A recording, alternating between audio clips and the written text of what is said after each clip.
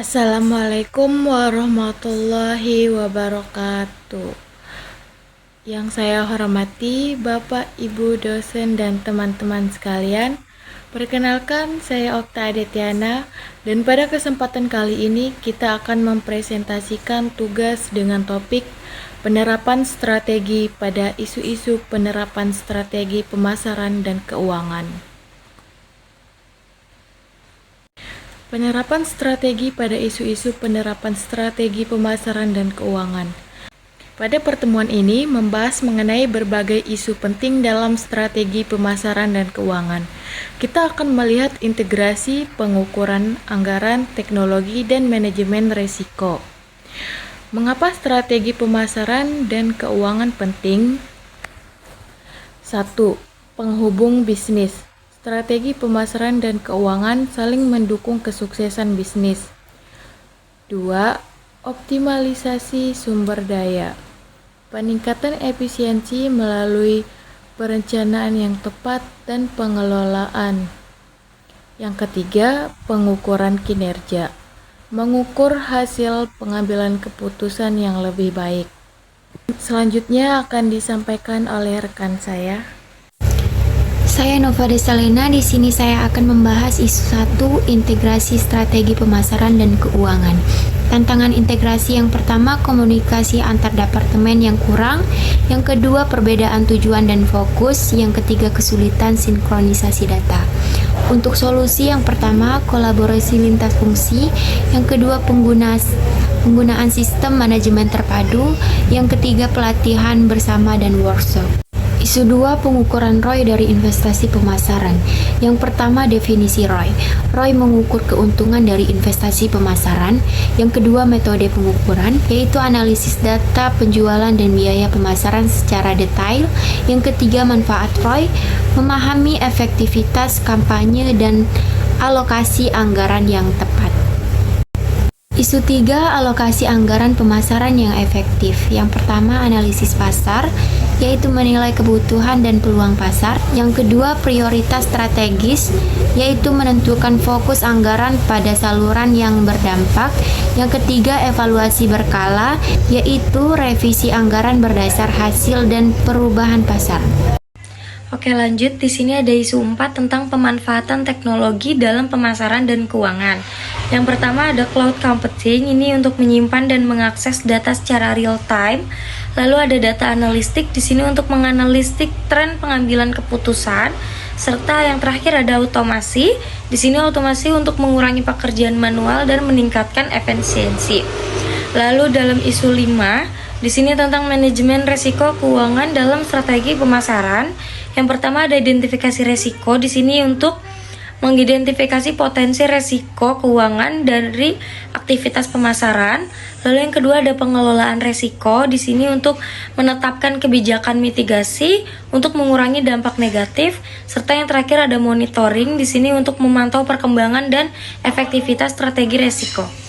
Oke, selanjutnya kita akan membahas contoh penerapan strategi yang berhasil. Perusahaan XYZ mengarahkan anggaran pemasar ke digital dengan pemantauan ketat ROI.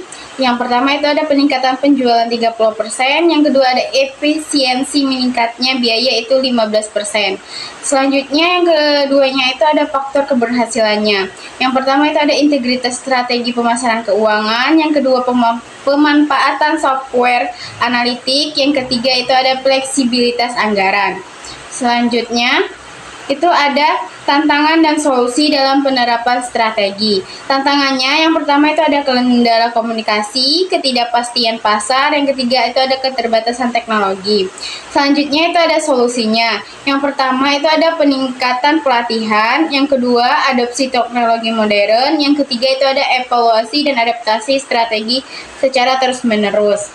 Selanjutnya itu ada kesimpulan dan rekomendasi. Langkah selanjutnya itu Kesimpulan, sinergi pemasaran dan keuangan adalah kunci keberhasilan. Rekomendasinya itu adalah perkuat integritas, gunakan teknologi, dan pantau risiko secara aktif. Yang ketiga itu ada langkah selanjutnya, implementasikan, berkelanjutan, dan evaluasi fleksibilitas strategi secara rutin.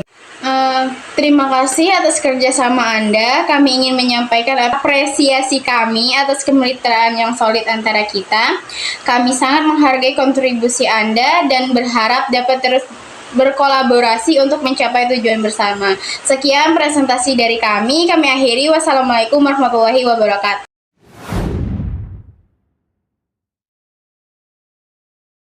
Assalamualaikum warahmatullahi wabarakatuh. Yang saya hormati, Bapak, Ibu dosen, dan teman-teman sekalian, perkenalkan saya Okta Adetiana, dan pada kesempatan kali ini kita akan mempresentasikan tugas dengan topik penerapan strategi pada isu-isu penerapan strategi lead bank dan strategi SIM. Penerapan strategi pada isu-isu penerapan strategi lead bank dan strategi SIM.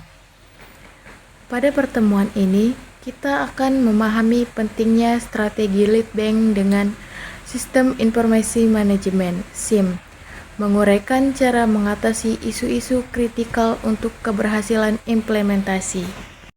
Mengapa strategi lead bank dan SIM penting? 1. Strategi lead bank sebagai kunci inovasi dan pengembangan produk unggulan. Yang kedua, strategi SIM mendukung pengambilan keputusan berbasis data real-time. Dan yang ketiga ada peran sinergis, kedua strategi saling memperkuat untuk tujuan organisasi. Selanjutnya akan disampaikan oleh rekan saya. Terima kasih. Di slide ini saya akan membahas strategi lead bank, definisi dan komponen utama. Yang pertama inovasi, yaitu menemukan solusi baru yang meningkatkan produk dan layanan. Yang kedua analisis data, yaitu mengevaluasi hasil untuk mengarahkan langkah riset berikutnya. Yang ketiga implementasi, yaitu mengintegrasi temuan ke dalam proses bisnis atau produk. Isu-isu umum dalam penerapan strategi lead bank. Yang pertama, keterbatasan dana, yaitu anggaran riset sering terbatas, menghambat pengembangan. Yang kedua, sinkronisasi strategi, yaitu sering terjadi ketidaksesuaian antara riset dan kebutuhan pasar. Yang ketiga, kurangnya talenta, yaitu SDM dengan kompetensi tinggi, minim untuk riset lanjutan. Strategi SIM, definisi dan manfaat. Definisi SIM yaitu sistem untuk mengelola dan memproses data organisasi. Manfaat utama yang pertama mempercepat akses informasi penting, yang kedua meningkatkan kualitas pengambilan keputusan, yang ketiga mendukung koordinasi. Oke, selanjutnya di sini ada tantangan dalam implementasi strategi SIM. Yang pertama ada integrasi data untuk menyatukan data dari berbagai sumber menjadi satu sistem. Lalu yang kedua ada adopsi pengguna di sini untuk keterbatasan pemahaman dan adaptasi pegawai terhadap sistem baru. Lalu yang terakhir ada keamanan informasi di sini untuk melindungi data dari ancaman cyber dan kebocoran. Lalu di sini ada studi kasus penerapan strategi lead bank yang sukses. Pertama, identifikasi kebutuhan untuk memahami masalah pelanggan dengan riset pasar insentif. Lalu ada pengembangan produk di sini untuk kolaborasi tim riset menghasilkan prototip inovatif. Lalu ada uji coba dan validasi di sini untuk melakukan pengujian ketat untuk memastikan kualitas dan efektivitas.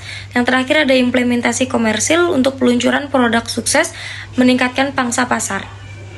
Lalu di sini ada studi kasus penerapan strategi SIM yang efektif. Pertama ada analisis kebutuhan sistem. Ini untuk menyesuaikan sistem dengan proses bisnis dan kebutuhan pengguna. Lalu ada pelatihan pengguna untuk mengadakan workshop dan meningkatkan keterampilan pegawai. Yang terakhir ada pemantauan dan evaluasi di sini untuk monitoring performa sistem dan feedback pengguna secara berkala. Oke, selanjutnya kita akan membahas tentang strategi mengatasi isu-isu penerapan best practice.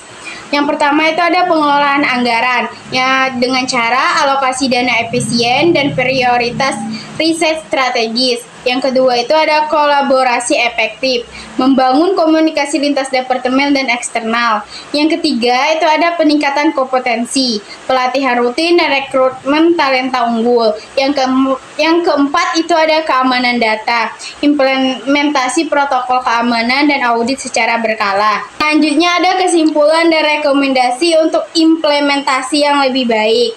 Yang pertama itu ada rencanakan dengan matang, susun strategi yang realistis dan terukur.